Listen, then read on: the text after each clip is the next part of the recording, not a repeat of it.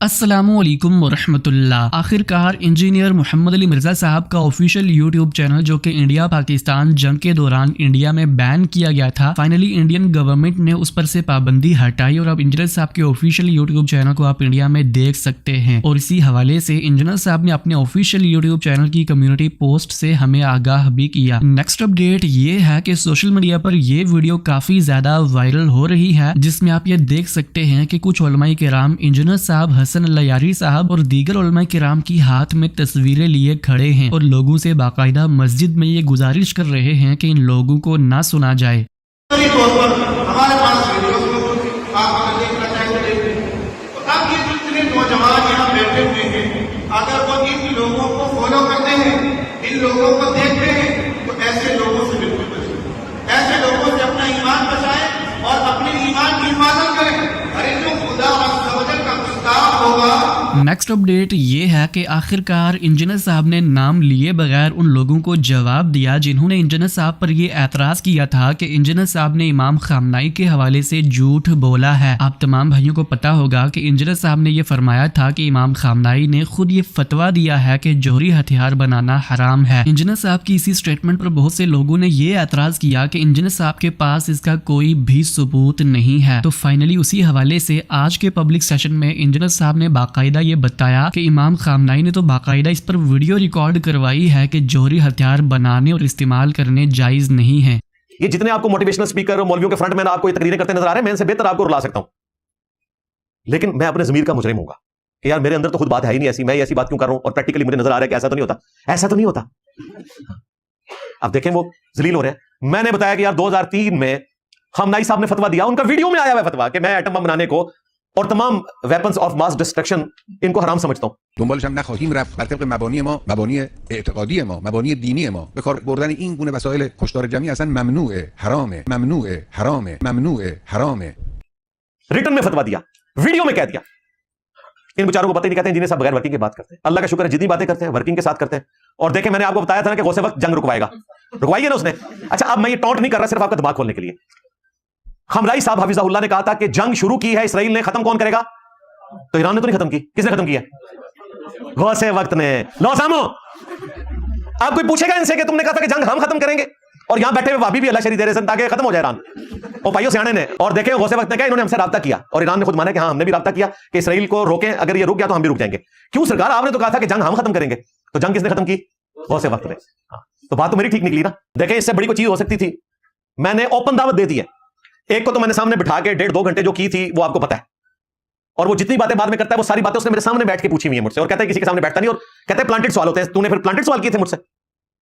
कोई प्लांटेड सवाल नहीं होते, अल्लाह का शुक्र है. एक तो होके जा चुका है जो मौलवियों का फ्रंटमैन है. दूसरा जो है उसको मैंने भाई ओपन दावत दिए कि आ जाओ अकेडमी में बैठ के बात कर लेते हैं. इंशाअल्लाह ताला तुम भी अपना मौके रखो, लेकिन कुरान और सुन्नत से जज्बाती बातें नहीं करनी. हाँ ये छोड़ दो, जज्बातियत के ऊपर तो पूरा बेड़ा गर्क किया तसव्वुफ ने. अपनी इसी वीडियो के दौरान आखिरकार इंजीनियर साहब ने डॉक्टर ताहिरुल कादरी साहब की लेटेस्ट वीडियो पर भी जवाब दिया, जिसे हमने लास्ट न्यूज वीडियो में कवर किया था, और ये बताया था कि डॉक्टर ताहिरुल कादरी साहब ने इंजीनियर साहब के हवाले से ये फरमाया था कि जो लोग औलिया को शय नहीं मानते तो वो शैतान को शय मानते हैं. अभी डॉक्टर ताहिरुल कादरी साहब ने इरादा कर लिया है कि मंजी पीढ़ी ठुका लो. आजकल वो 24 न्यूज पे आ रहे हैं, तो इंशाल्लाह ताला उनके हिस्से की खुराक उनको देंगे. हम पहले भी दी हुई है, मीम्स बन रही हैं. तो वो उनसे वो एक बाबा जी सूफी पूछते हैं कि जी कुछ लोग कहते हैं बाबे शाही कोई नहीं. तो फिर डॉक्टर साहब ने पता क्या जवाब दिया? इसका मतलब है कि फिर शैतान बड़ी शाह है. यानी वो हमें टॉन्ट करवा रहे हैं कि अगर आप हमारे बाबों को नहीं मान रहे तो फिर शैतान को बड़ा मानते हो. जी बिल्कुल आपने ठीक है, हम शैतान को सबसे बड़ा बाबा मानते हैं. आपके बाबाओं का बाबा, आपके बाबाओं का बाबा, बिल्कुल आपको मुबारक.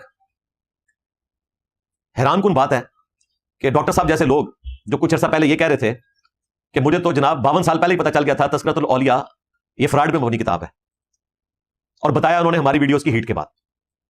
तो इंशाअल्लाह ताला मैं मुस्तकबिल में इस पे वीडियो भी रिकॉर्ड करवाऊंगा और मैं बताऊंगा कि डॉक्टर साहब ने जो खुद करामतें बयान की हुई हैं वो ऑलरेडी मैंने वीडियोस में रिकॉर्ड करवाई हैं, वो सारी की सारी खुद कुरान और सुन्नत के खिलाफ है. वो शैतानी करामात ही हैं, रहमानी करामात नहीं है जो इन्होंने अपने खाते में डाली हुई है. डॉक्टर साहब मेरे दिमाग पे चढ़े हैं आजकल. وہ کلپ منو کافی سارے بندے نے بھیجا کہ ڈاکٹر صاحب بھی کہہ رہے ہیں کچھ کرو, نظر کرم فرماواں گے انشاءاللہ, میں بھی کروں.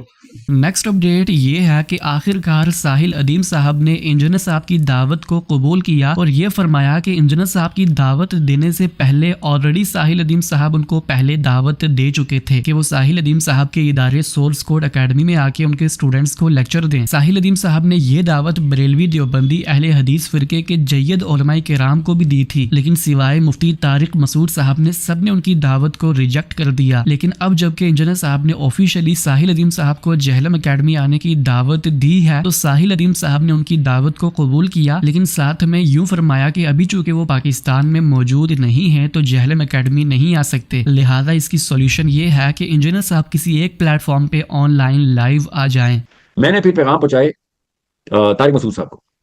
طارق مسعود صاحب کو ہم نے کہا سورس کوڈ میں لیکچر دیں, ہم آپ کی تکریم کرتے ہیں, مجھے آپ چاہیے, you are main influencer, you made the cut, اللہ تعالیٰ آپ سے بڑے کام لے, ہمارا یہ پلان ہے. وہ ملاقات میری لاہور میں ہو نہیں سکی, مگر he was a great man, he said میں ضرور لیکچر دوں گا, میں سورس کوڈ کے اندر پرماننٹ لیکچر جب بھی آپ کہیں گے ہم دیں گے لیکچر. میں نے پھر ویلیوں کے جو اکابرین ہیں ان میں سے ایک اور پھر اہل حدیث کے اکابرین میں سے ایک کو میں نے آفر کی. کولڈ ریجیکشن آئی, کولڈ ریجیکشن. پھر محمد علی مرزا صاحب کو میں نے آفر دی اس وقت. اصل سے میں نے کہا کہ ان کو میری اکیڈمی میں خود دعوت دیتا ہوں, میرے اسٹوڈنٹس کو آگے پڑھائیں. مرزا صاحب کو بھی آفر کی, he rejected it right there, he rejected it, اسی وقت انہوں نے ریجیکٹ کر دیا. اسد کو انہوں نے کہا نہیں ایسے نہیں ہوگا. ابھی مجھے پرسوں 2 دن پہلے اسد صاحب نے کہا کہ مرزا صاحب آپ کے ساتھ بیٹھنا چاہتے ہیں. ایسے کسی بھی موقع کے اوپر کسی بھی ایک بھی کچھ بھی وہ بولیں کہ دینا یس, ایسے آنا ہے یس, الٹا آنا یس, سیدھا آنا یس, مگر یہ سیشن ہونا ضروری ہے. اینڈ ہی سیڈ کیوں, ہاں میں نے کہا کیونکہ پچھلی بار انہوں نے نہ کر دی تھی. ہی سیڈ ہاں مگر انہوں نے اسلام کے خود کال کی, ایسے میری طرف سے پوری طریقے سے ہاں بولو. اسلام میں اپنا ایگو نہیں لے کے آؤں گا, یہ میرے دین کا کام ہے. I am a nobody when it comes down to, میرا جو دین کا کام ہے اس میں میری کوئی انا نہیں آتی. 100 دفعہ انہوں نے نہ کیا, ایک بار ہاں کریں, میں ضرور آؤں گا. مسئلہ ہے کہ میں اس وقت ٹور پہ ہوں, ٹور کی ڈیٹس لاک ہو چکی ہیں, ابھی آن لائن کر دے, کیا فرق پڑتا ہے. اسد نے کہا ان کی جو ویڈیو کوالٹی آن لائن کی نا, اینڈ آئی سیڈ میں اسد اپنی ٹیم جہلم بھیج دیتا ہوں, میری ٹیم اسلام آباد میں, آپ کو فوٹیج دے دیں گے, ہم نے تھوڑی آپ کے چینل پہ جائے. یہ سر جزاک اللہ خیر صاحب بھائی, مجھے پتا ہے آپ بھیج دیں گے, ہم بھیج دیں گے, میں بھیج رہا ہوں کیمرہ کیونکہ آن لائن کریں گے.